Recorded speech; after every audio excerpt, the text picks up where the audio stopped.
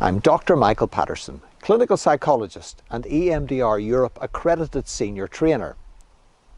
I run trainings and workshops for experienced mental health professionals.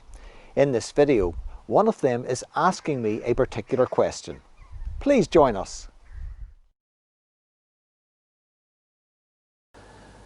Why use the floatback technique in EMDR therapy? The floatback technique is a useful way to help us connect to past memories that the client has had. These past memories are stored outside conscious awareness. By linking into a present difficulty, a recent event even, our clients can access their feeling state associated with that. By doing the floatback technique, they can then connect to a past experience outside of conscious awareness where they felt something similar.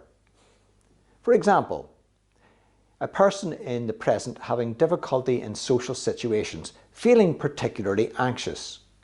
I would ask them, as you think about that social situation, what picture in your mind represents it for you? As you're connecting to it, is there a negative self-belief that goes with it? So once I've identified that negative self-belief, then what emotion do you notice now and where do you feel it in your body? So thinking about that negative belief, noticing that emotion and that feeling in your body, just hold them together and float back in your memory.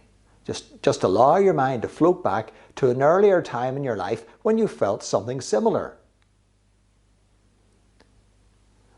So by doing that, the client then floats back and connecting to a memory network. And remember from the previous video, you can think of a memory network as looking like a hand. So similar aspects of the recent memory attached to similar aspects of the past memory, because memories are stored by association.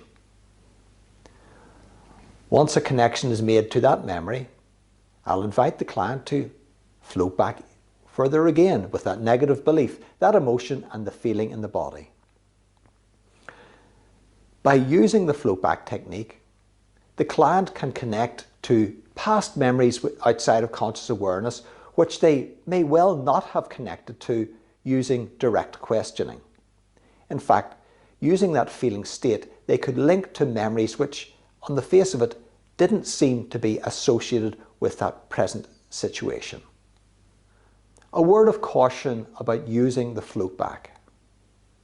We need our clients to be grounded and reasonably present in the room with us, not overwhelmed as they discuss the present day difficulty.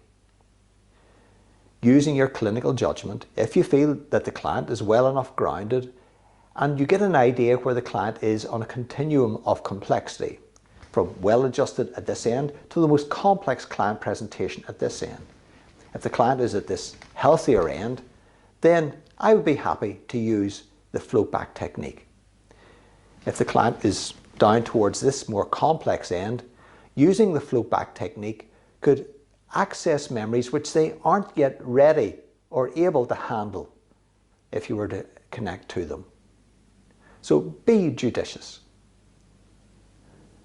I hope this video has been helpful. Please do subscribe to the channel just down below. I want to help you become the best that you can possibly be with EMDR therapy.